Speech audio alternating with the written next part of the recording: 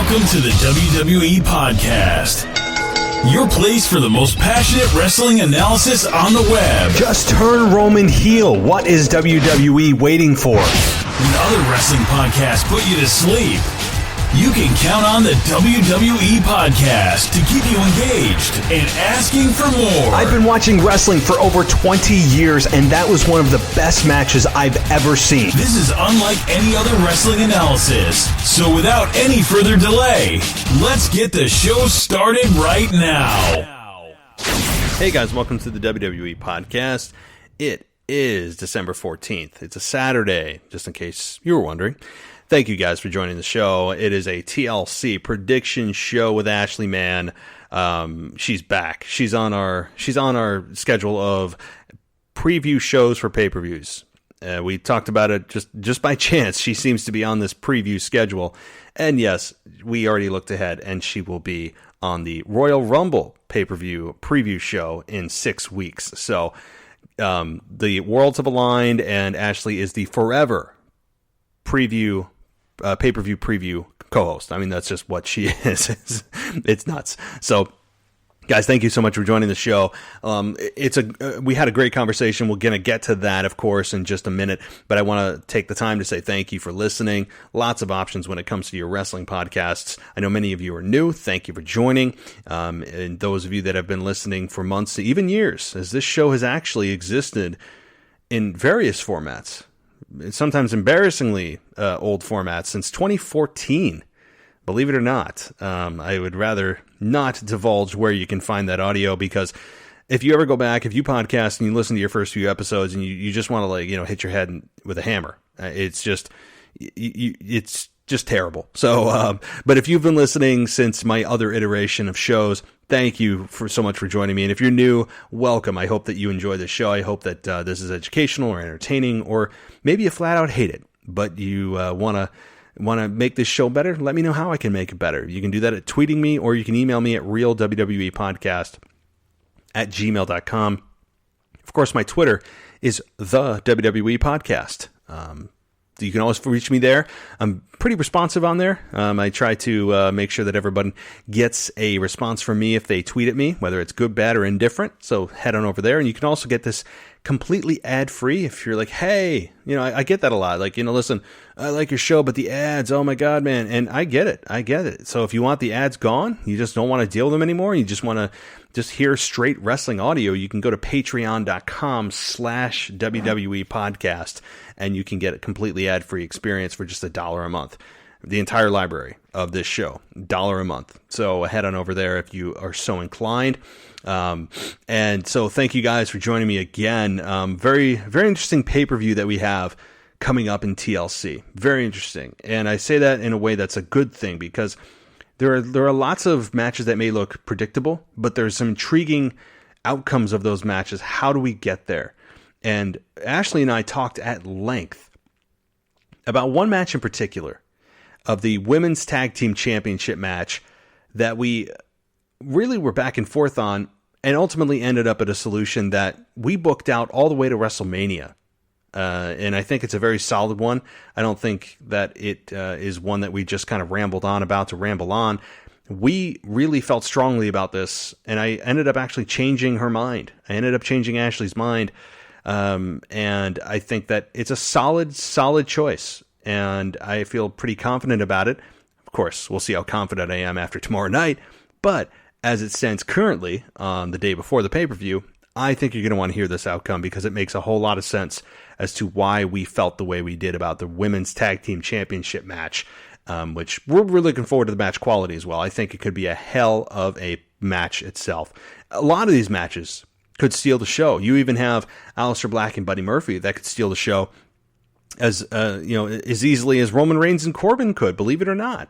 Many people are kind of poo-pooing on this match. I wouldn't sleep on the match. I think it could be a potentially really, really good match with Corbin and Roman, and we also booked Roman out to WrestleMania. So we did a lot of 3-4 months in advance booking, but I don't think it's really far-fetched. I think we were pretty coherent and intelligent and stood by our predictions and let you know why we felt the way we did, with really pretty good sense, right? Common sense kind of dictated how we did this. So, all right, well, here comes the conversation with myself and Ashley. Don't forget, I'll be back on Tuesday with your Monday Night Raw review, and then, of course, Wednesday is nostalgia, and you guys know the rest of the week. So, guys, until then, enjoy, as always. You know the deal. I'll talk to you next time. Okay, well, it is Saturday, and it is the Saturday before our TLC pay-per-view, and who else would I have on the show today but Ashley Mann, who just continues to be the majority, be the host that's on the majority of my preview shows. And so, Ashley, welcome back to the show, and I'm really glad to have you here. Thank you, Matt. It's so great to be back. And yeah, it seems like whatever the universe is telling us, they just want us to do to the preview show. So here we are again. And I did not tell you this off the air because I wanted to get your reaction to this on the air. As I did the math of when the Royal Rumble pay-per-view falls, and you are the host because dude, it's 6 weeks out. It's actually 6 weeks away. So if you do 3 and 3, yeah, you are the oh my gosh, you are the host for the preview show for the Royal Rumble. I swear we're not doing this on purpose. No, that's so crazy. Yeah, because I was like, you know what, I'm gonna figure this out. So I'm sitting at work the other day and I'm like, when is she on again? And I'm sitting there and I look at the Royal Rumble date and I'm like, no, how is this possible? That's so insane, dude. So I didn't go beyond that. I don't know if Fastlane or Roadblock or whatever the heck the next pay-per-view after that is, and WrestleMania. Yeah. But, so I just did the Rumble and I found that pretty funny. So that's so crazy. I mean, we should kind of make it official, I guess. Like at this point, yeah, it's just like that's what all signs are pointing to. Seriously, just like, as you just said, like, take the hint from the universe and just roll with it, because clearly there's a message here that it is meant to be that you are the preview, go home show host for the podcast. So, jeez. Well, Ashley, again, welcome back to the show. And, before we get into things, I know you also run another podcast. I want other people to know about it because I think it's well done, and I think it's going to be a big deal. So let everyone know what exactly that podcast name is, where they can find it, and all that good stuff. Yeah, thank you so much. It's called Wrestle Rewind. We are on every Thursday at 8:30. We stream live on Facebook Live through a video stream, so you can watch along with us and chat with us during live real time. So that's pretty cool. Or you can listen to it later on via podcasts like Apple, Spotify, all that good stuff. And just search for Wrestle Rewind there. But yeah, definitely check us out. Love any type of feedback, good, bad, indifferent, whatever. We're open to everything. So yeah, just check us out. Awesome. Well, I do want to ask, before we get into TLC, I just have to ask, with some of the things going on, there's some big ticket items going on here.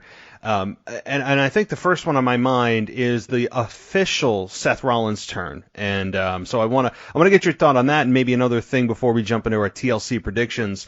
What do you think about this Seth Rollins heel turn? Do you think maybe it's a little too soon to go full heel and they should have teased it a little longer? Do you like his alignment? What's your thoughts on all this? I'm here for it. I think you and I in the past have spoke about Seth Rollins potentially turning heel. And I think we were both for it back then. And I think it's a good idea. Would I have liked if they would have dragged it out a little longer before it was officially drove home? Maybe, yeah. But I'm here for it. It's something that Seth needs, and AOP obviously needed something as well. So I think they're a good fit. They look very well together, and honestly, I never really thought of that trio together, but the visual is pretty cool. Like Seth being the brains and essentially the architect, back to one of his original gimmicks, and the AOP, they could be monster heels and a monster tag team. So I think it's very, very interesting. And like I said, something that Seth needed, and it keeps him away from the title picture for right now. Since Brock is back on Raw. So I think it's needed. And I think now we can just look forward to enjoying the story and seeing who they focus on besides Kevin Owens after this. So yeah, I'm here for it. I'm with you. And I know that I think that it was you who brought up that maybe it would be better if he just went away. I think that was our consensus, that if he just kind of disappeared until the Rumble, that would have been a better course of action if they were going to keep him babyface. And our second option, which is the way that they've gone, is to turn him heel, and because he's just a natural born heel. Even CM Punk mentioned that on backstage this past week, that Seth Rollins just isn't a a good babyface. He's not a good guy, and he's not. He's much better suited for a heel. So this is the second of my options, but I like what I'm seeing. I like this alignment with AOP. AOP feels legitimate. I like the suits that they wear.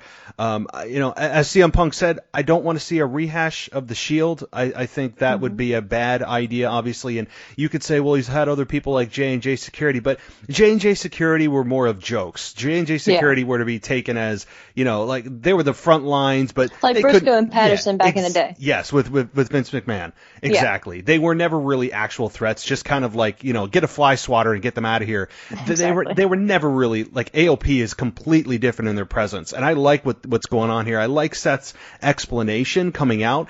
I think it was a week or two rushed, but maybe that's because they have plans for TLC, and TLC was only 2.5, 3 weeks in between the last pay-per-view. So they had to move things along, because I feel like Seth coming out to explain himself should have been the next Monday Night Raw Open, not the second part of that series. Where, when he comes out of the van and then comes out and explains himself, it felt like it should have been a two-part, but I'm fine with the explanation. Because I think what he did was say, I was telling the truth when I said I had nothing to do with it, but you guys are forcing me to do it. So I liked his explanation. I liked how he said, hey, Brock Lesnar is the guy that I brought the title home. I beat him twice for you. What do I have to do? It all came from a real place. I liked it. Absolutely. I was going to say the same thing. I may have, if it was my decision, I probably would have waited at least one more week before we got that fire promo. But I guess in a way it kind of makes sense too. He just attacked Kevin Owens and revealed himself as actually being in cohorts with AOP. So he comes out and he's all fired up, and then he unleashes that promo, and I thoroughly enjoyed it. I think it's probably my favorite Seth Rollins promo, if not top, definitely top 3. And I'm happy for him, if nothing else, because you can tell just by the emotion that he showed that it was a lot of built up frustration and just passion that he's been feeling for months now, I'm sure. So I'm happy for him as a person and as his character, because I feel like this is it giving him an edge and just a new direction and actually something to do going forward. And it could probably give him a break too. I could see him, like I said earlier, being like the architect and having AOP go out there and wrestle matches for him and do the dirty work for him. So it kind of give him a break, because he has been the workhorse of Raw for the past year at least. So I think this is good for him all around. It is, and it's good for Kevin Owens, who exactly. I think was kind of lost in the sauce with the Shane McMahon saga that wouldn't end, and some of the misbooking he's had to deal with. This is a great place for him, and he's being a smart babyface. He's seeing the writing on the walls instead of the ignorant babyface that we all see it at home. Like, no, don't align with him. He's going to turn on you. And Kevin Owens being smarter than the average babyface, calling them out before anything happens. I like that as well. He is, I think, settling into a nice role. I think that also on Backstage, I pick up a lot of nuggets on Backstage. I'm starting to enjoy the show more and more every week. Is Paige, who said that, the ironic thing about this is, people are going to start cheering him because he's, a heel now. Even CM Punk said that. Yeah. I would have to disagree. I would say that Seth Rollins, when he was a true bad guy with the authority and he was doing a good job, weren't cheering him. People were not cheering him. They wanted to see him get his ass kicked. And I think that that's going to be the same thing here. I don't think it's the irony of, he's turning bad, now they're going to cheer him. I think that happens when a heel's been a heel for a while and they're doing so damn good and they're so damn entertaining that you're cheering them, saying, I love this guy, even though he's positioned as bad. I think Seth can get true heat, and I don't think that's going to be an issue with Seth and the AOP, especially aligned with the AOP. Yeah, definitely. I agree with you 100%. I think he can be that heel that, like you said, just does get that nasty heat. Because I feel like he could be like that smarky heel, but not a chicken, what heel. Like, he can back it up, and like AOP can back it up. And so there's no question, but they get on your nerves, just that annoying heel, and they just run everything down on your face. Like, I just feel like that's definitely going to be them. And I can see like this ruthless side of Seth coming out, and just this nasty version of him. So I'm super happy for all three of them. And AOP, just the visual of the three of them together, they look really good. And at first I was concerned, like you mentioned earlier, that people were speculating on like a Shield knockoff. I was concerned they were going to like stick their fists out, or just to, play up like a cute or so moment or something like that. So I'm so happy that didn't happen. But I'm wondering what their little, closeout moment is, or what their interest is going to look like and things like that. Yeah. I don't know, or what they'll be called. We don't have a name for them yet. Yeah. I don't even know. I don't have anything off the top of my head. I haven't really given much thought of what to call this group. There's got to be a name. WWE loves nicknames, and Oh, yeah. I do like factions as well. I mean, I think factions are a lost art in WWE. I mean, I wouldn't even mind if they added a fourth member at some point. I mean, we haven't gone beyond the trio of stars coming together. I mean, I would like a true faction, and I think Seth and AOP are certainly excellent places to start. I hope this is the start of a long and successful heel run for Seth, who I think, again, belongs in this place. He is just born to be this role, and that's not a knock on him. I never felt truly connected to him as a babyface anyway, so this is a much better place. I'm not going to cheer him out of irony or because it's the rebellious cool thing to do or whatever kind of corporate mind effing that they do with trying to justify why people are doing it because it's rebellious. No, people, I think people will genuinely dislike Seth because they have been genuinely frustrated with his character for such a long time. So, anyway, any last comments on that before we move on with Seth? No, well, I guess really quick, I think we would have seen that on Monday. I think the audience there would have, when he came out and was doing that promo, and when he paused so you can kind of sense the reaction, I feel like if people were going to cheer for him, they would have then. And you heard boos on Monday, so I just hope the fans, in the arenas upcoming can continue that trait. So yeah, I'm right there with you. Right, and this is Seth. This is Seth heel version 2.0. Seth, yeah. I think, has learned. Everyone is mad at him. Yep. Okay, so be mad at him. Mm-hmm. So this is the moment. So yeah, but exactly. Yeah. I don't know. I'm really looking forward to seeing how this group works together. I think that there's a lot of damage they can do, and it presents the opportunity to have guys come up against them to build baby faces. That's ultimately what you're trying to do, is see who can take this team down, and that is the other side of the coin, is who's going to step up. Yes, Kevin Owens is one. I mean, I don't know, Randy Orton, who seems to be kind of reinvigorated as well. I don't know. I don't know where this is where this is leading, but I'm excited for it. It feels new. It feels fresh. And I'm looking forward to hating this group, and that's a compliment. So exactly. One other major thing I wanted to talk to you about, I guess relatively major, but before we get into the pay-per-view, what do you think about The Miz and Daniel Bryan and The Fiend? Interesting segment on SmackDown, very interesting. And yes, Daniel Bryan gets his hair pulled out a couple weeks before. Nobody's seen him, but nobody seems concerned outside of The Miz. Nobody's even vocalizing, "Oh my God, we haven't seen Daniel Bryan. Somebody call the police. He's missing. I don't see him on the back of milk cartons." I mean, I don't know. I mean, it's ironic that The Miz is the one who's only vocally concerned about Daniel Bryan, but he is missing, and we don't know where he is. Obviously, he looks different with his hair pulled out. I'm thinking maybe he either shaved his head or cut his hair. I don't know. But visually, we're all wondering what he's going to look like. Eventually, he will pop back up. And then the Fiend, or really more specifically, Bray Wyatt, attacks The Miz's family in a very uneasy way with the picture, and then in kind of invading his home. So what do you think about all this? Do you think this is well done? Do you think what's it leading to? I am here for it. I think Miz was the perfect placeholder until whatever ends up happening with Daniel Bryan ends up happening with Daniel Bryan. And honestly, I never would have picked Miz and this is my opinion, of course, but I never would have envisioned The Fiend and or Bray Wyatt, I guess more so Bray Wyatt than The Fiend at this point, interacting with Miz as well as they have been. And it's been very compelling, and it makes sense. I'm happy that we're finally seeing that creepy version of Bray Wyatt himself and not the Fiend.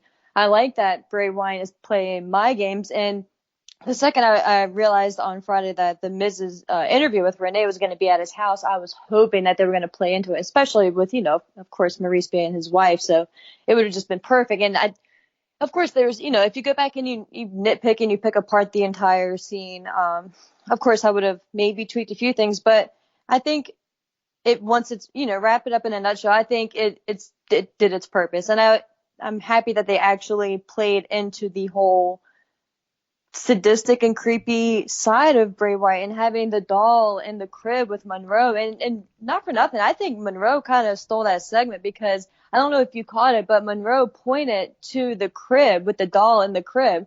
So that was just pretty cool. I thought it was kind of funny that once they realized what was going on the iPad, that of course when Miz and Maurice were running up the stairs, they got to the door and that red light was there. The Miz lets Maurice go in first instead of being the man and just like storming in. And of course, like he did wait a decent amount of time before going up there. So like I said earlier, of course there's some things that you can nitpick.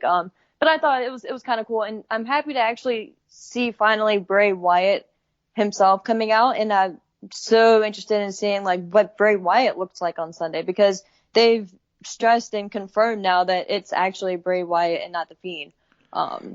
And it's a non-title match, so this can go in so many different directions. So I'm just excited to see what this looks like, and if Bray is actually going to fight. Like, I wonder if Bray is going to kind of like, once he gets out there in the ring, is he going to actually be physical? Because if you remember when him and Seth got into it, when Seth invaded the funhouse, he didn't really want to attack Seth. Like, he really wasn't like the violent one. So I'm curious to see if he plays up into that and just how they like just tweak this match, or what it looks like, or if it's just straightforward match in and of itself. So yeah, I'm digging it, and I'm happy with the Miz in this feud. So, and the Miz can take a loss, so it just kind of works well and is a nice placeholder until Daniel Bryan comes back. Wow, yeah, a lot to unpack here. It really is. It's a good thing. I'm not dissing. This angle is, to me, this angle with the Miz and Bray Wyatt has over-delivered. I did not expect much to come out of this. As you said, it's a placeholder, and it is a placeholder.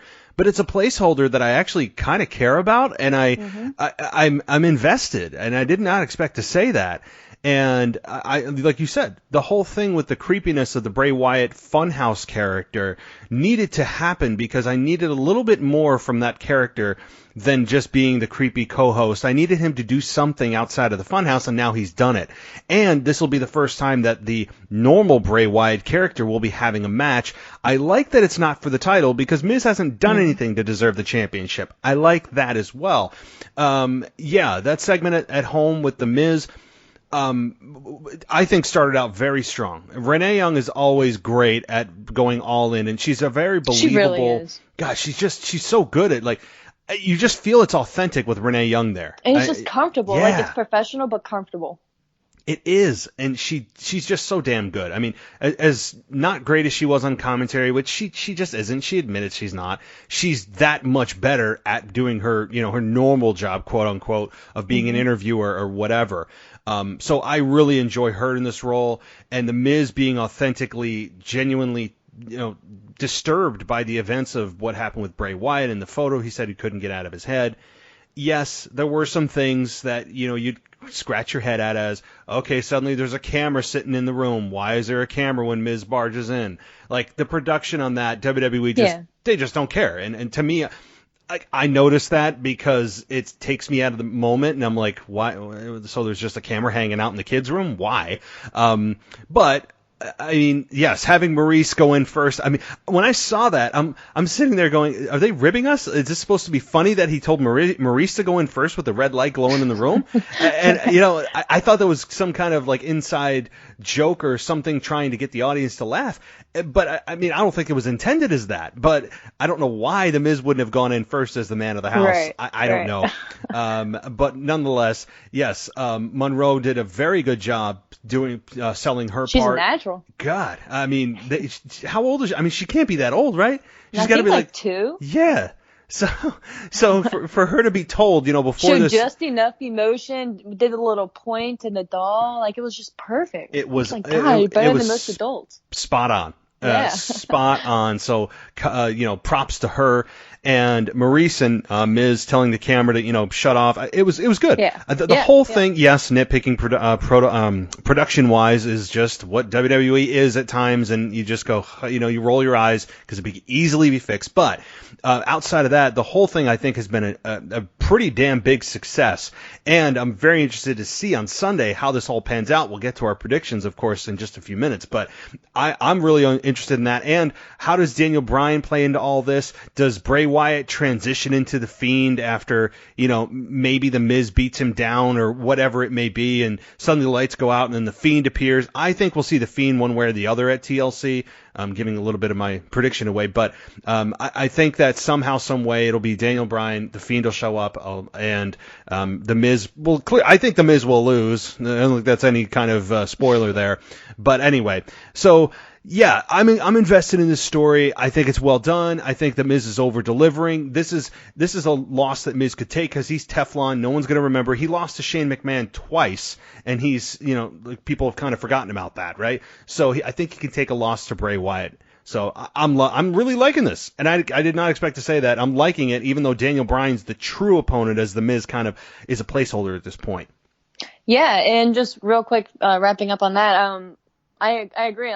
I guess we both said I didn't expect to enjoy this as much as I have been as well. And I think this gives the opportunity to stretch out the whole Daniel Bryan match or a feud or whatever it's going to be until at least Royal Rumble or whatever the pay-per-view after the Rumble is going to be, or maybe to Mania, depending on how long and what plans and what ideas that they have. Because Bray keeps mentioning something about he used to have a family as well. And if you notice last week when he mentioned it the first time, they showed a clip of Rowan and Harper, but now that Harper is no longer with the company, this week when they were kind of recapping SmackDown from last week, they showed Daniel Bryan, it was really quick, but they showed Daniel Bryan from a few years ago, instead. So I'm kind of wondering if they even go straight to a match. Maybe Bryan does, obviously he has to come back looking different since he had his hair pulled out. So, I mean, physically he has to look different, but I'm kind of wondering if they just drag this entire thing out maybe to Mania or if not further, and just having Daniel on the side of Bray and The Fiend, because Daniel in his promos leading up to it too was saying that he's crazy essentially. I forget the exact words that he said, or he lost his mind or something to that effect, as well. So I'm kind of curious what route that they actually go in with this. I can absolutely seeing this, and I don't think I'm really, telling any state secrets here, but yes, to answer your question, I think it's a resounding yes that Daniel Bryan and The Fiend goes all the way to the Royal Rumble. They can stretch this out another 6 weeks. They've already stretched it out 2 more weeks, and Daniel Bryan hasn't even been here the last 2 weeks, so They can certainly stretch it out another 6. I really think that they could, and I think it's going to conclude at Rumble as Roman Reigns wins the Rumble, and then they have a Fiend and Roman Reigns program going to WrestleMania. And that, from things that I'm reading and hearing, that seems to be the consistent feeling. And I could absolutely see that happening, is the Fiend and Roman Reigns. Oh, man. Which I mean, I have gone on a slight rant on this like a month ago when I found out about this potential storyline, but it's starting to take shape as Roman Reigns seems to be being built up more and more every week. Is all this goodwill, all this progress that WWE and Vince McMahon think that they've made with Roman Reigns in terms of getting the positive reaction, and they have, absolutely, no question. I think all of that goodwill and all of that progress could be erased if they don't successfully implement this Fiend versus Roman Reigns program correctly, because I think the Fiend is still beloved, even though he's a good heel, but he's so damn intriguing and good at what he does. All of a sudden, everyone's going to remember, oh yeah, Roman's been out of the picture for a while. Now I remember why we don't want him here. All of it gets erased in one program. Could you see that happening? I'm 100% with you. And it's tough because you look at who the top champions are on both shows. You have Brock Lesnar and The Fiend. Well, of course, we don't want to see Roman and Brock Lesnar again. And, of course, with the draft now, it looks like they're sticking to it. So, naturally, he would face The Fiend. I don't see, no matter how much time passes and no matter what Roman Reigns goes through, whether it's dog food, whatever else they can think of to make us feel bad for him, I don't see The Fiend versus Roman Reigns playing well for Reigns. I feel it's going to be a wake-up call. People are going to be like, oh, yeah, that's right. This is why we don't like Roman Reigns, because he just transcended and passed everyone, and now he's back in the title picture, especially if he were the one to beat The Fiend, which is a whole nother topic in of itself. But, but even then, it gives people that bad taste in the mouth.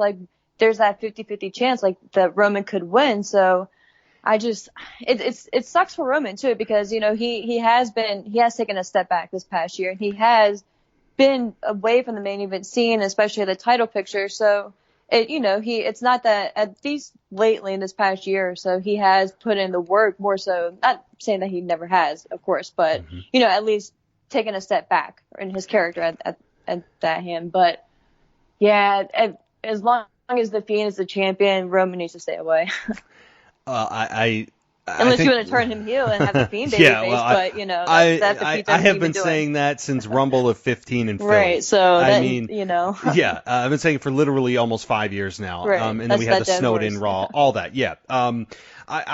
Look, I think that what's going to happen is Roman's going to get booed. I think that ultimately it's going to be the whole thing. And I think the problem with Roman Reigns is people will remember this because Roman Reigns is the exact same guy he was 5 years ago. He has not changed at all. The same. Nothing has changed. It's like he's in a cryogenic chamber and he has not moved. Nothing is, not even a hair follicle is different from when he was that guy in Philly getting booed and the whole thing with Lesnar, everything. That is going to be a huge problem because nothing with his music's the same. His vest is the same. His mannerisms. He's gotten better in the ring, but that is not what the problem is with Roman Reigns. So Roman's I think they're going to realize real quick, oh crap. I really believe that. I think that's going to be the outcome. And if Roman Reigns, I have a very sinking feeling that it's the Fiend being built up so Roman Reigns can take him down. And you could also say, I feel it. Because WWE has a total history of all roads lead to Roman Reigns beating the top guy. All roads lead to it. And you could say that Roman Reigns has been out of the picture the title picture for however long, and that's true. It's been quite some time since he's been in the top title picture. But the problem is, even though he's not in the top title picture, and I've said this before, that he is still the focal point of WWE programming. Look at he's on the cover of 2K20, even though he hasn't held a major championship in quite a while. He still was the focus over the entire summer during Kofi Kingston's reign of closing out SmackDown for the Who Done It and attacked Roman Reigns. Sometimes he opens the show, he closes the show. There's always a storyline woven throughout the show that's about Roman Reigns. So just because he is not the focal point of a championship doesn't send the message to me that WWE is really taking a step back on him. No. They've actually pushed the championship down a peg so Roman Reigns can get the majority of the focus for the announcers and the main storyline woven throughout the show. And just real quick, that you kind of get that feeling, right? You know, like, yes, we're distracted now with the Fiend and everything on SmackDown, but you've always kind of had that feeling that Roman is still the guy, like, and just the feeling that in any minute they'll pull the trigger and have Roman right back in the title picture. Like, at least for me, like, I'm just like, is it going to be this week? Is it going to be this week? Like, or is it going to be after this match? Like, you just know they're just waiting to pull that trigger. And that's what kind of like, I don't know, I'm not a Roman hater, but I'm enjoying him not being in that title picture, but man, I just feel like it's coming sooner than later, you know, especially now with Mania season right around the corner. I have a feeling the next time we talk, we'll be halfway to the Rumble. Yeah, it'll be right there. Yeah. I just always have that feeling. I mean, you're right. It's always that. And just like when Brock Lesnar beat Roman Reigns at WrestleMania, we all were like, what? Brock won? But we all know Roman's eventually going to win, and they waited not until the Saudi Arabia show, but they waited until SummerSlam. We're all just sitting there going, just do it. You know, we know you're going to do it. Just effing do it. And they finally did it, and we're like, okay, well, let's just get through this reign. And, you know, that's the way I feel. And if they're going to just serve up Bray Wyatt and The Fiend for Roman Reigns, I think that could backfire in a massive way. I just don't believe, especially in front of the WrestleMania crowd. My God, the Monday Night Raw after WrestleMania crowd. If this is indeed the plan, if you believe that the Fiend is going to get booed, I don't care how sadistic he is, I don't care how evil he is, attacking people in their homes and leaving eerie messages like some kind of horror movie. That's kind of a cool thing to do in a very sick way. It's different. He's so much different. He's intriguing that I think it's enough for the people to go, yeah, well, we didn't hate Roman, but we've got this guy that is kind of new. He has reinvented himself. He's intriguing as hell. He's kind of evil cool. we remember why we don't like Roman Reigns. Oh, yeah, the hell with Roman. I mean, this is going to fall into 1,000 pieces for WWE. So that's just my thought. But right there with you, man. I could not have said it better. Well, I think that this is a discussion we're going to table because I have a really, really big feeling it's coming back. I could keep going. Yeah, I could keep going. Now I'm getting fired up. All right. Yeah. So moving on here, let's get to the card. Let's get to the top match here, which, well, I guess it's the top match depending on the positioning, but it's Roman Reigns versus King Corbin in an actual TLC match itself. Who comes out on top? Yeah, I'm kind of 50-50 on this one. Even though Roman went through that supposed to be humiliating scene last week with the dog food, he seemed to have gotten his payback this week. So I'm, and especially with it being a TLC match, if it was a one-on-one, I'd probably be 100% Roman Reigns, but with it being TLC, I could see Ziggler interfering. So that's why I'm kind of a little 50-50 on this one, but I think that they're going to have Roman get his win here and have maybe Corbin and Ziggler go off and maybe the tag team route. So I'm going to pick Roman. I'm going to second that for everything that we just talked about the last 15 minutes with Roman. I mean, they are. Yeah. I just believed he is on a collision course with at WrestleMania with the Fiend. So I think Roman comes out strong here. Yeah, he did get a measure of retribution on SmackDown, but it wasn't really against Corbin. He got kind of a sloppy Superman punch against Corbin. He beat up everyone else, but the main guy, the boss, the kingpin, ended up escaping. So that tells me that he gets his revenge and gets his comeuppance at TLC, and I think it's going to be pretty brutal. Roman's will come out on top. I'm expecting a pretty good quality match just because these two have worked together so much. I don't expect this to be a clunker at all. I expect a good 3-star match from these two, and I expect it to be physical. I expect a lot of the phrase that announcers use for weapons as toys. I expect that stupid phrase to be used 1,000 times, that weapons are referred to as toys, which gets under my skin. I feel like this could be a very good match. I mean, I wouldn't say this could be the match of the night, but this certainly would not be in the bottom half. I expect a solid match, a good story. Roman gets his measure of retribution, and these two part ways as Roman heads to the Rumble and enters the Rumble, and Corbin maybe does the same, or like you said, maybe he gets himself in with Ziggler as Robert Roode is serving his suspension. I mean, so lots of ways to go, but I think these two part ways after Sunday. Yeah, me too.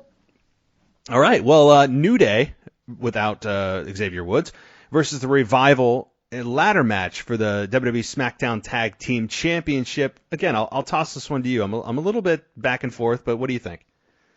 Yeah, I'm stuck on this one as well. Being a ladder match, I kind of see them wanting New Day to have that feel-good moment, and I can just picture seeing Big E and Kofi just standing on top of the ladder with the tag team titles. So I think I'm gonna officially pick New Day. It wouldn't surprise me if they give it to the Revival. But I think it's going to be a great match. I think we're going to get a good 20-25 minute match out of them. And I think it's probably going to be close to, if not match of the night for sure. And I'm curious to see what Kofi's big spot is going to be, because you have to imagine he's going to have some type of spot being a ladder match, in his past history. So I'm really looking forward to this match. These 4 guys are just, they all go in there with that mindset to steal the show every time. So looking forward to this one for sure. I am too. This could steal the show if given enough time. The ladder really intrigues me. I think it's the perfect element for these 4 individuals. As far as the outcome, I'm going to go opposite and say the Revival. And originally I was going to say, it's got to be the New Day because they just captured the belts a few weeks ago. But I don't trust WWE and them ever caring about how long someone has the belt. They play hot potato more often than they should. So the fact that New Day just captured it doesn't really hold a lot of weight to me, which is sad. But I think it's true. I think the Revival win here, but boy, am I not 100%. I'm again, it's like 51-49 here that I think the Revival come out on top. Yeah. Because I think that New Day holding the belts, they don't need to. I mean, they just don't need the belts anymore, other than racking up the numbers that Big E says during their entrance. I don't need anything more from them as champions. I think the Revival win here by some kind of interference, which ends in I don't know who the heels could be to interfere in the New Day, but I could see somebody coming out. Maybe the Usos? Hey, back? Could be. Yeah, could be. So that's an absolute possibility. I see somebody, if the Revival win, it's going to be by interference on their behalf, on the Revival's behalf, to help them, and it's going to end up in maybe a New Day and their new rival type program as the Revival go on to face whoever it may be. So, yeah, I'm not, again, this is something I would not put money on. This is a really tough one to call, and I think the Revival squeak it out somehow. So, all right, then to the match we just talked about. And I kind of gave my hand away here, so I'm going to ask you again. Wyatt and The Miz. Bray Wyatt and The Miz. Not The Fiend, but Bray Wyatt versus The Miz in just a singles match. No stipulation. I like that. I like the fact that this is not a TLC match, because not every match has to be that, because we will see more than enough toys in the toy box being used than we ever need to see. So how does this match break down? And maybe it's a little predictable, but more importantly, how does the ending come about? Are there any surprises? Yeah, this is obviously the one I'm looking forward to the most. Just out of pure curiosity as to what Bray Wyatt looks like. Does he come out in just his red sweater and khakis and like that whole getup, or does he come out? I don't know. Like, I just want to see what he looks like. I want to see what music he comes out to, if it's just the regular Firefly Funhouse music, and what the match looks like. The whole setup, is his light going to be different? Not that I want it, but just everything. Like, I'm just so interested in seeing what this actually looks like. And then I'm torn too, because I don't know I hope they don't have Daniel Bryan return here and interfere in this match. I hope that they just let this play out and then have Bryan return later on. So I'm going to stick with Bryan doesn't return tomorrow. And it's just a standard match. But I don't know. I don't know if Bray is going to be that character that actually fights. Part of me is just kind of thinking that maybe he's going to try to be passive, and then like maybe he snaps at some point. So I don't know, but I think Bray definitely wins here. And then Miz disappears for a while.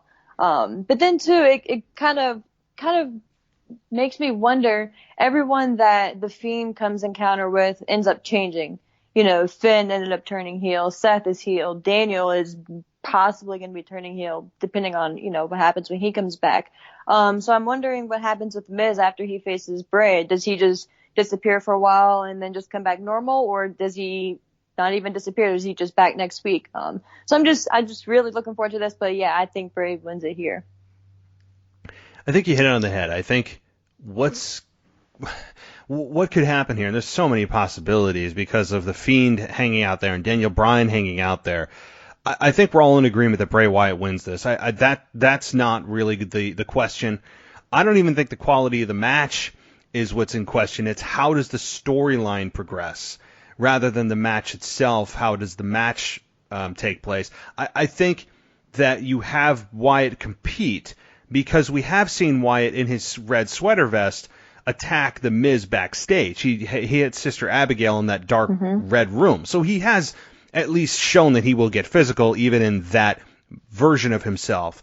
So I think we will see some kind of match. And yeah, I think the key is here that we will see him snap. And then you'll see him transform into the Fiend. The lights will go out. He'll get a sufficient amount of time to, put his jacket on and his mask. And then there you go. You have the Miz after he loses, or maybe even mid-match, you have him snap into the Fiend. One way or the other, the Fiend will show up. I think it's going to be a transformation that people love. Do I think we see Daniel Bryan? I don't know. I don't know how you would introduce him in a way that would make sense, considering that the Fiend is apparently trapped him somewhere and he hasn't been seen. I would assume. I just don't know how. Maybe he could come back looking like the doll. Yeah, he could. He could, and that's fine too. I'm just so curious. Is he shaved head? I don't know. But there's so many things about this. There's so many unknowns. That's why I'm so damn intrigued. And having the Miz out there saying, that, or saying that people are changed by Bray Wyatt. Yeah, does that change the Miz? I think The Miz has made very good progress as a babyface, coming from a career heel mode into a recently changed babyface. I say recent in the last few months since Shane McMahon. Well, actually, it's been, 8 months, 9 months since he turned babyface, but it's been a long journey because we have just learned to hate The Miz for 10 years. It's hard to just erase that. But The Miz has made some really good progress and learned how to connect with the audience. And again, it was shown on SmackDown with his authenticity. So The Miz loses in short order here. And then we see The Fiend. Daniel Bryan, I think, is a lesser chance, kind of to your point, too. So, yeah, Bray Wyatt goes over, and I think it's relatively easily.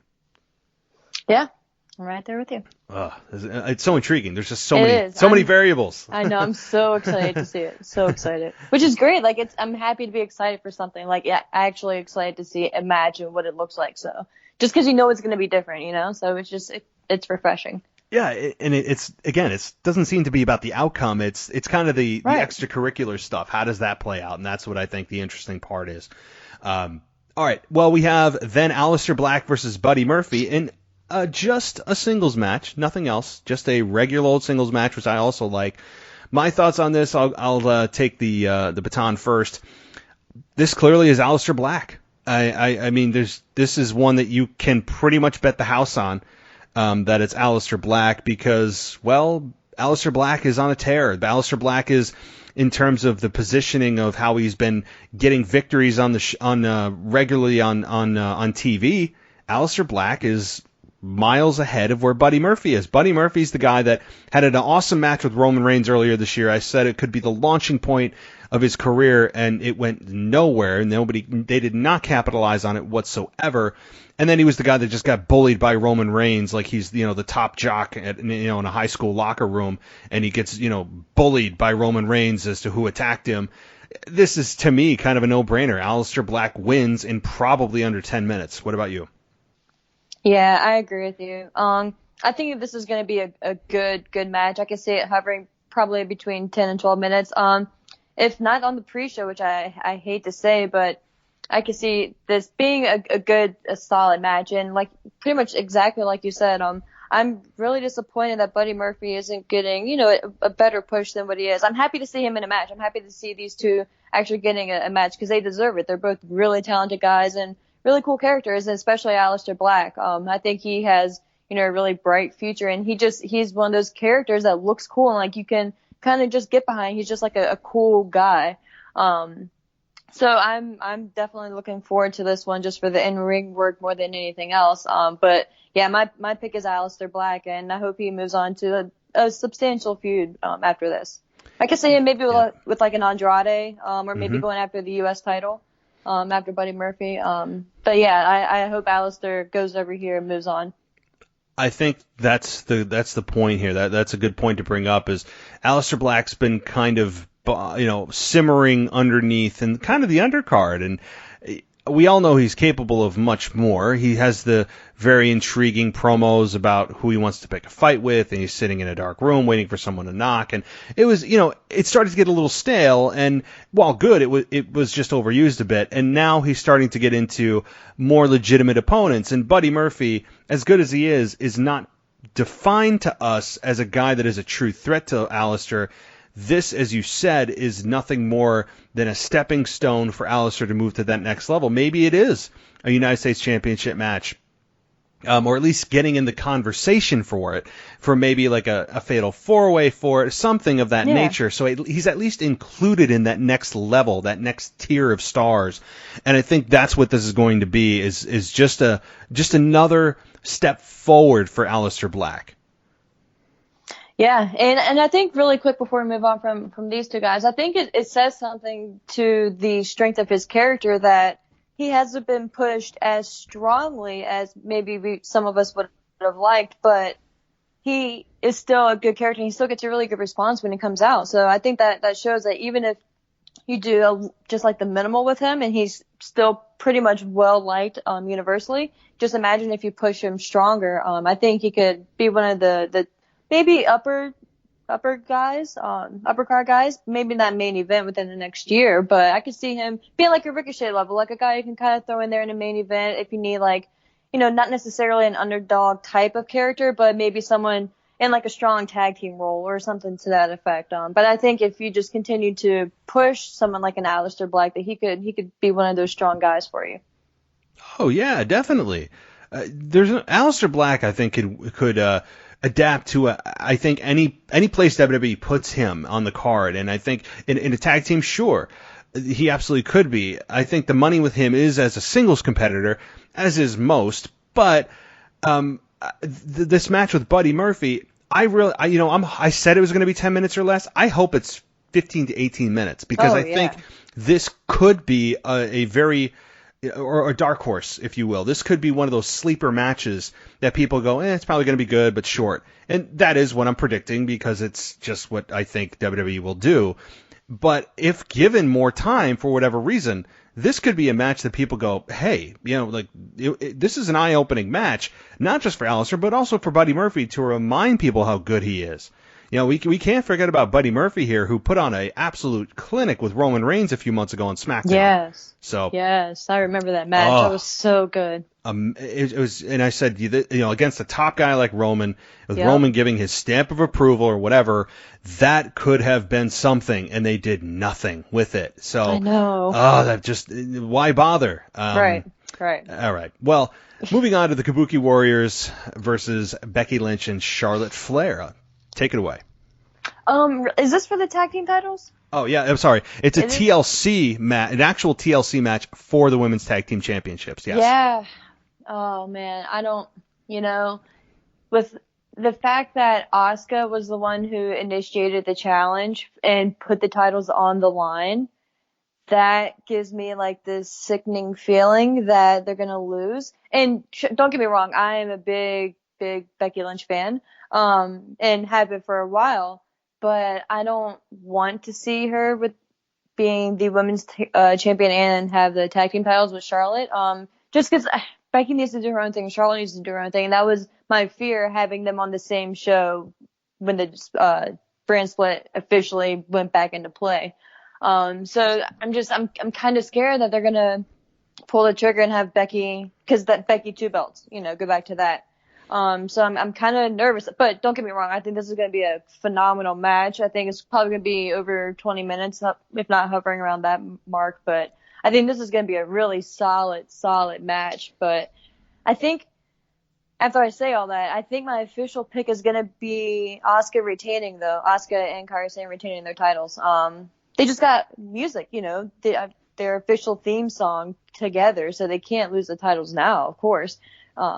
But yeah, so I think officially I'm going to pick them, but I don't know. I would not be surprised if they pull the trigger and have Becky and Charlotte win. As you were talking, you kind of talked me into the opposite pick of you. And I was originally saying, yes, Asuka and Kairi would retain. They've done a lot to build them up as good heels. Asuka with the mist, all of that. But as I'm talking, I'm thinking, or as I was listening to you, I'm thinking of all the stuff that they've done to try to put Becky and Charlotte together. All of the backstage, basically laying the foundation for how it even makes sense that these two come together to face the tag team champions. And all of it seems to point to they did all this work for what? Just to have them lose and go, okay, we don't like each other anyway, so you go your way, I go mine. They laid all this foundation for a reason, and I think it's to drop the belts. I don't agree with it. I'm not saying I want this to happen. I just think that it will happen, and then having the dichotomy of the two women who had basically a forever feud now coming together for common enemy, winning the belts, and it's still uneasy. How do they gel? There's a lot of story they could tell there, rather than having them lose and Kairi and Asuka just go about their business to some other team. There's also not a lot of legitimate teams out there. So to put Becky and Charlotte together, who have been lifelong enemies together, again, there's more juice to squeeze out of that than having them move on to, I don't know, whoever the hell may be next, like, Alexa Bliss and Nikki Cross or something like that. I mean, I don't even know where they would go, or God forbid, Fire and Desire. I mean, I don't think they've won a match in I don't even ever. Maybe I don't even know if they have. I meant to ask you about them. Quick side note. Yeah. It's so upsetting. Like, just for the tag team division for the women's sake in and of itself, like you can't even, like, you're not even building up Mandy Rose and Sonya Deville. Like, they lose back to back essentially to Alexa Bliss and Nikki Cross, which is fine. Like, I know it's kind of one of those things, like, do you lose back to back or is it 50-50? Because then we're going to complain about either or, I guess. But it's just like, yeah, like you said, like, okay, like they would face Alexa Bliss and Nikki Cross. And then if they beat them, like, then who do they face? And then it's just one of those things, you know?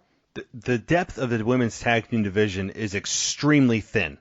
Yeah. And having, which is the main problem. And the problem is, too, I agree, 50-50 booking is worse than having somebody go on a losing streak, because then you're not elevating anyone. Right. At least if they go on a losing streak, you're elevating whoever is winning against them. And Nikki and Alexa have gotten 2 wins against them now, so I would assume that they're done with them. And so, again, the other problem I have with Fire and Desire, I think they go well together, but the problem is that they are using Mandy Rose as a sex object like it's 1999 rather than actually, you know, legitimizing her for everything that the women's evolution has stood for. And that's women's wrestling, that they are just as good or better than the men, which at times they have been. They main evented WrestleMania and deserve to, not just because we're going to make good PR by doing it. They deserved it. So Mandy Rose, to me, as presented, is a step back to the era of the Divas Championship. I don't like the way Mandy Rose is positioned, but I think it's Vince McMahon's obsession and true, I think, liking towards blondes that have tight bodies. I mean, look at the history of Vince McMahon with Trish Stratus, with Stacy Keibler, with Tori Wilson, what he did with her. I mean, like, he has that thing for blonde women. I truly believe that, or at least he thinks, maybe the audience thinks that, but it's not 1999 anymore. I feel like it's always a step back whenever I see Mandy Rose presented. So, I don't know. That's just my thoughts. I don't like them, I don't like sexifying Mandy Rose. We know she's a beautiful woman. Awesome. Look what he's doing with Lana, for God's sakes, and we'll get there.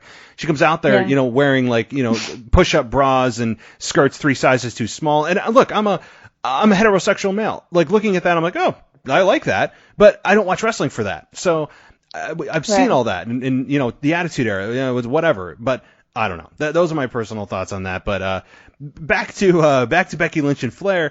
I think that they'll win because it's a better story to tell, at least in their eyes, that they can get a lot more weeks out of this leading up to the Rumble. And then, you know, if Becky Lynch is still champion, which she will be, she's not going to compete in the Rumble anyway. And maybe Charlotte does and she wins. I don't know. But I see Becky Lynch and Flair winning. Unfortunately, I do.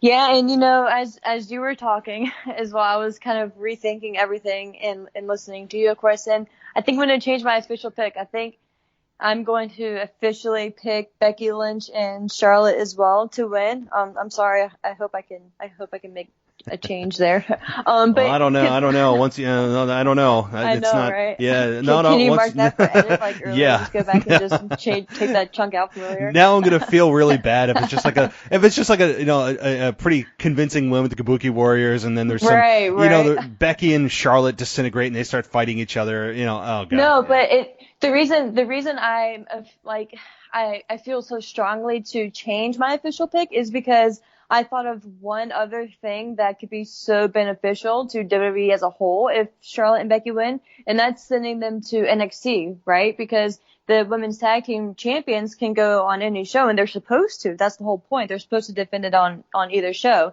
Now, I don't see it happening anytime soon within the next, you know, week, 2 weeks, and I don't want it to, of course, either. But I could see it happening maybe, you know, like you said, like around Rumble season or maybe after, depending on how long they want to drag it out. But I could see them to get a ratings draw for NXT as well, since they've been so close in the ratings with AEW. And I think this past week was when they tied. Yep. So just to give them like maybe that slight edge, just announcing, having the women's tag team champions show up on NXT to issue an open challenge or whatever, just something to that effect.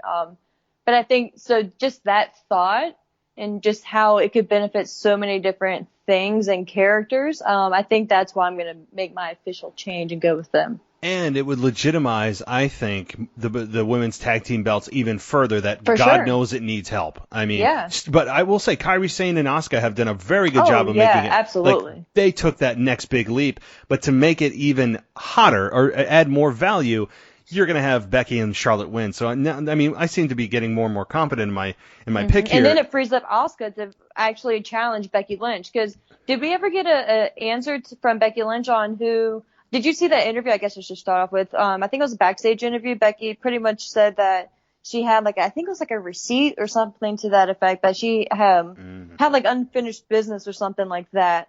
Did she ever answer that? I don't think. Oh, she's collecting old debts or something. Yeah.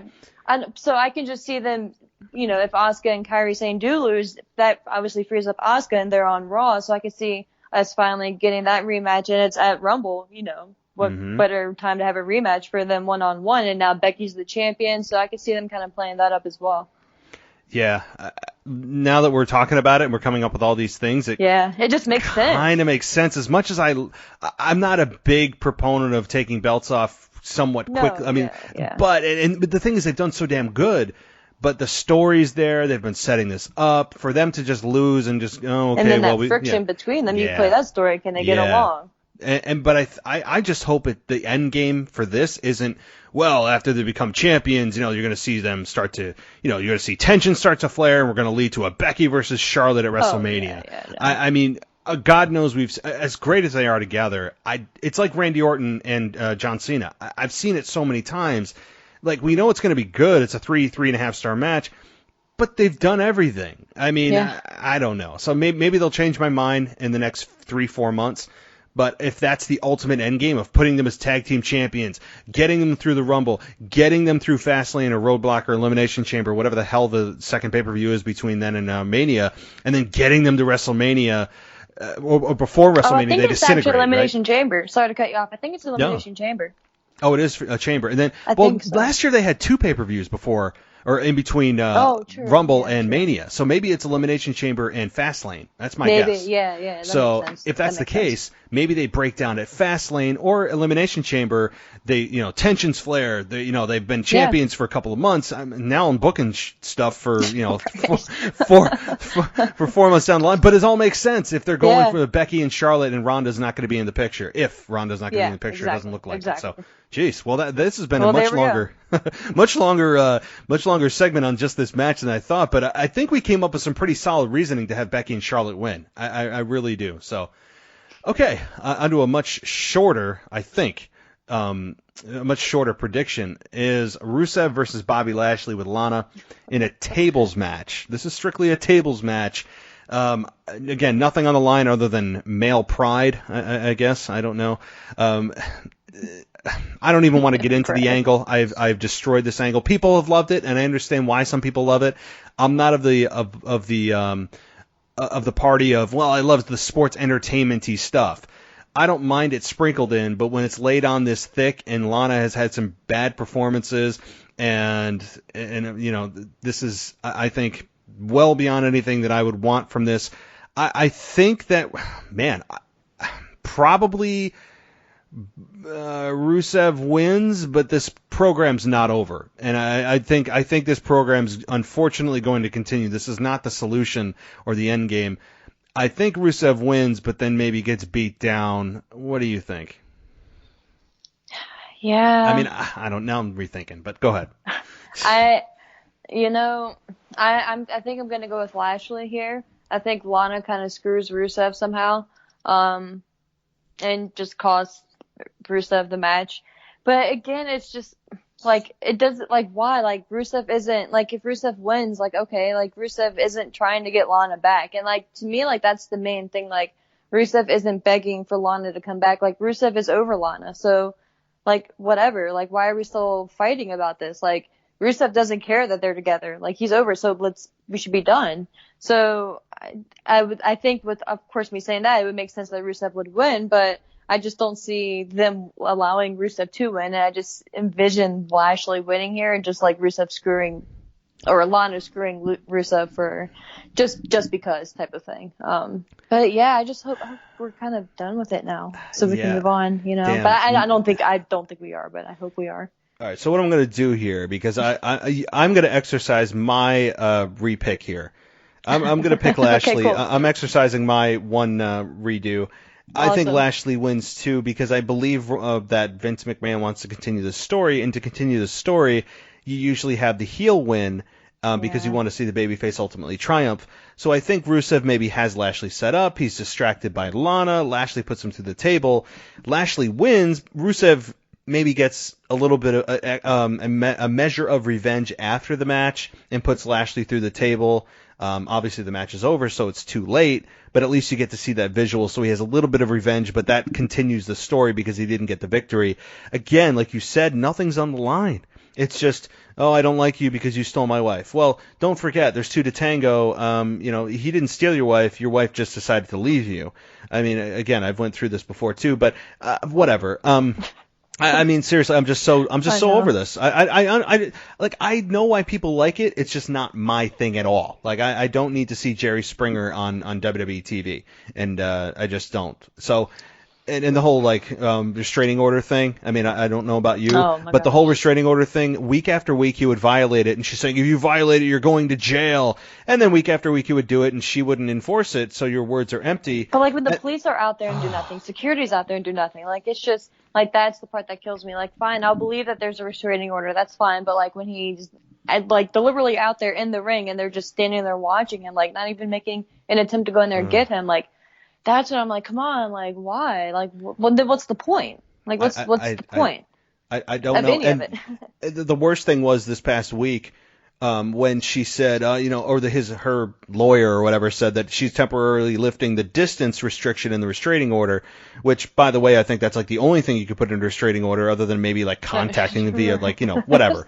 Isn't that what a restraining order is by nature? It's you can't come within X amount of distance from somebody, but nonetheless. No, right. Yeah, so he said that she's lifting that, and then she says, as Rusev stands up, if you come any closer, you're going to go to jail for a very long time. And I'm thinking, so you can just arbitrarily just at verbatim just go, yeah, well, I said that I'm reinforcing the law, or I'm reinforcing the distance stipulation in the restraining order, and then it just made no sense. It made no sense to do that. And then the week before, she had him, or you had Lana and you had Lashley arrested, and the security guards, or whoever they were, fake cops, or I don't know what they were, said, well, that's not how we do things in Kentucky or wherever the hell they were. I'm like, well, then how do you do things? I don't know what you mean. What do you mean you don't do things? Right. If there's a restraining order and they violate it, you just arrest them and they go to jail.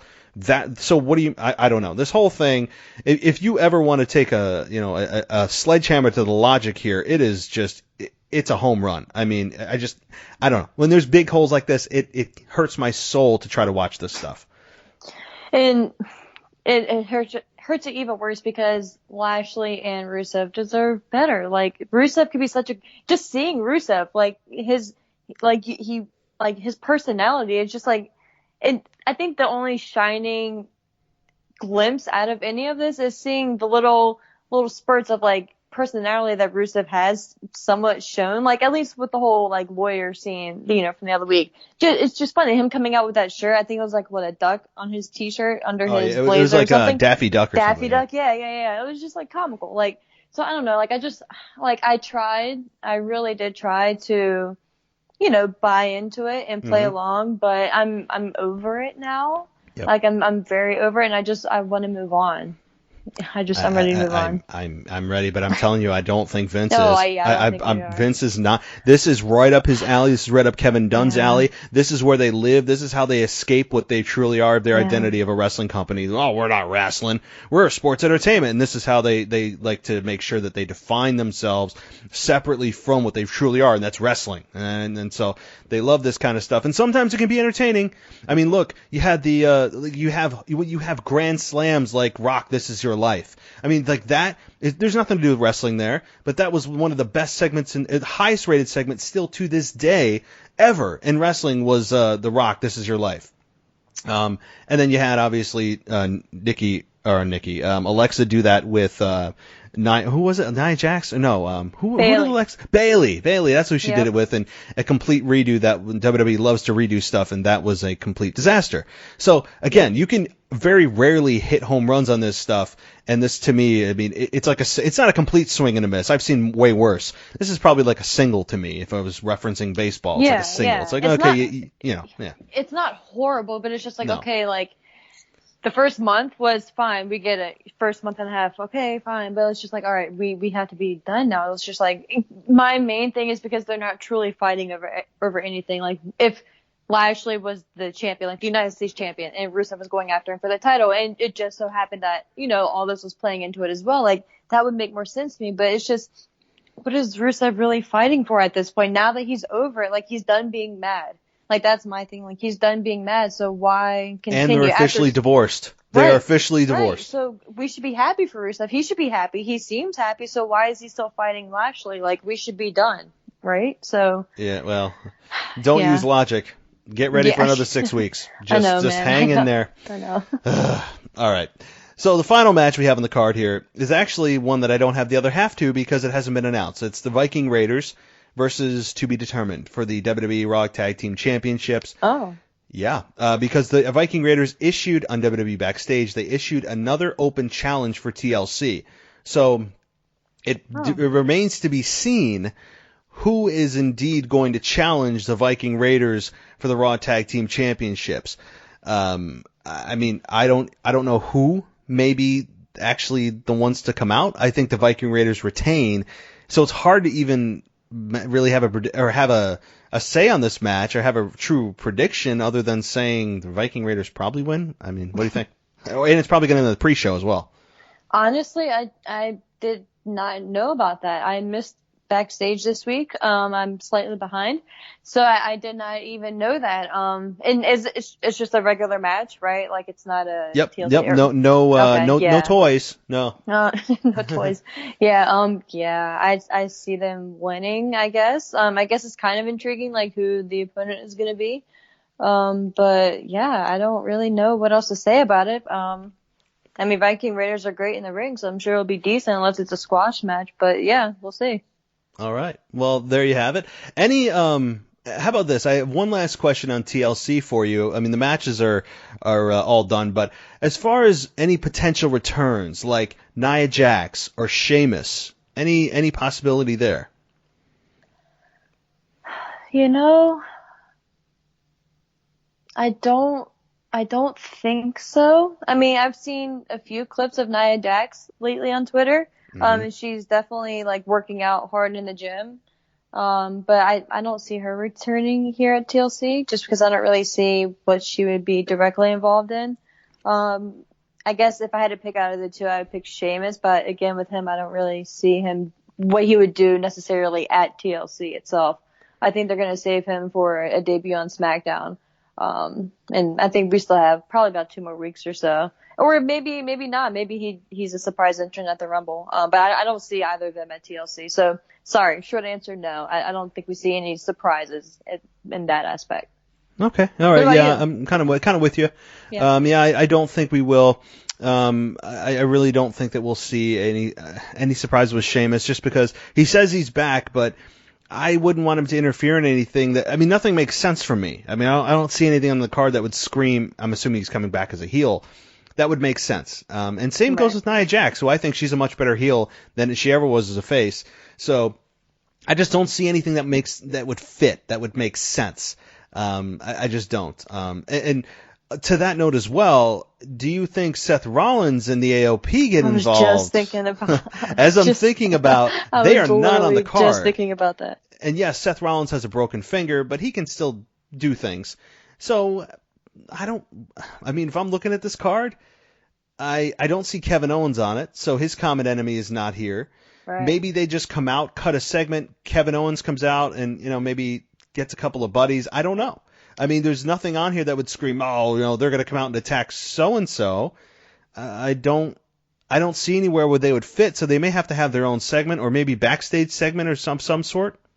Yeah, no, if anything, this is pretty far-fetched. I could see them maybe, like, showing Seth and AOP talking backstage or in, like, an office or something, or near in the parking lot or something like that, or maybe earlier in the day type of thing. And, like, Roman Reigns shows up, and Roman, like, maybe questions, like, hey, man, what are you doing, or something to that effect. And there's, like, they show tension between each other there, just so they can maybe have something to play up when Rumble comes around. But other than that, I don't see anything major with them, and I think it's good. I don't think you need to force them tomorrow night. I think tomorrow's going to be a stacked show, And I think you need this story to play out on Raw. Raw is 3 hours every week. You need substance on your show. So don't ruin it, or not ruin it. That's a bad word. Don't waste it on a show where you have plenty of other things to focus on. You don't need it, I guess. So you don't need save it for Raw. Yeah. I'm fine with it. I'm Not fine if saying they it would be appear. bad. Yeah, Yeah. I if they appear, I need it to be purposeful. I don't need it to be Yeah. just, well, I want to just remind you guys, these guys are here. We know they're there. I'd rather have it make sense and have them there's a real reason for them to be there. I mean, Kevin Owens is the same thing. Exactly. Again, this is a very B and C pay-per-view. This is not exactly, one of their top 5, 6, 7 pay-per-views of the year. TLC is traditionally one that's the holiday season. It's just before the real season starts to ramp up. Let's just get through it. We're really aiming towards Rumble and Mania. And that's fine. I mean, cyclically, that's just the way that this goes. So I don't expect any massive returns. I don't expect any massive angles to take place here. It's just kind of business as usual. We'll progress the storylines, and then we'll get to Monday Night Raw, which this week is also one, this week and really next week, is ones that I kind of chalk up to the holiday week of wrestling, which traditionally has not been great from a creative standpoint. And look, they have the lowest viewership of, during holiday season, especially the week of Christmas next week. But I don't know. The humor that they use sometimes is not for me.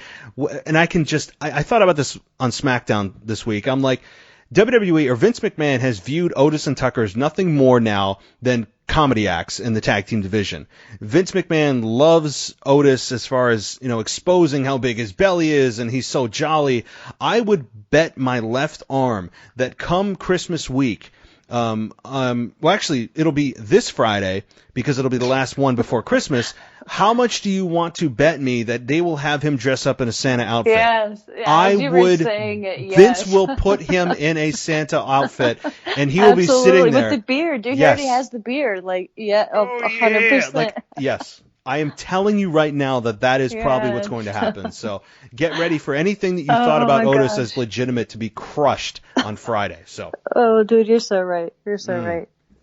I thought about that. I'm just because that's all he's been framed as. He's coming out wearing cheese hats. He wears a shirt that's halfway covering his gut because Vince is Vince is sitting back. Ham. Yeah, Vince is backstage. Like knee slapping, laughing, and I don't understand the appeal of it. I know Otis is genuinely I find him funny, but I know that they could be much more if they weren't defined so much as a comedy act. I don't know. So, so get ready for Santa Claus or whatever, Santa Otis, or I don't know, some silly name they'll give him. Yeah. I'm telling you. So Otis Claus or some crap. Yeah. I'm telling you. Yeah. Yep. I just thought about that. I'm like, watch. Yeah, I can see it. So, now that you say it, I can picture that for sure.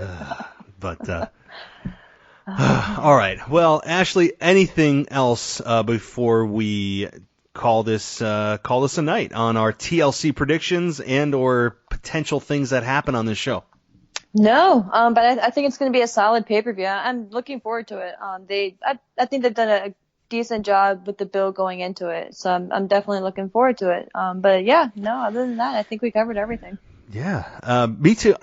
Look, they only had 3 weeks to build for this. And a lot of things feel last minute, but I can't blame them given the fact that this is a pay-per-view that is, you can't have it Christmas week, you can't have it the week after because it's New Year's and you're too close to the Rumble.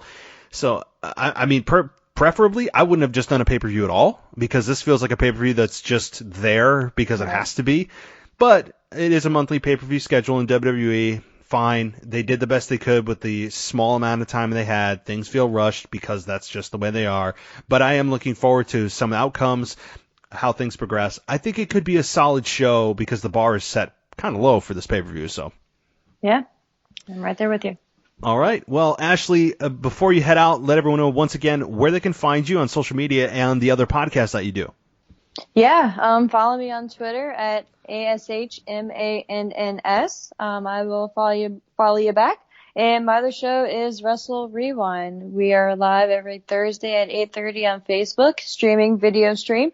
Definitely watch along with us and feel free to chime in, all that good stuff, or listen later on any audio podcast on Spotify, Apple, all that good stuff. just search for Wrestle Rewind. But yeah, other than that, it's always fun chatting with you, Matt, and I guess we'll be talking again before the Rumble. Yes, we will. We'll be halfway to our next prediction show next time. Right. And I'm looking forward to it, and enjoy TLC. And, of course, since I won't be talking to you, enjoy the holidays, New Year's, all that kind of stuff. Looking forward to talking to you in the new year.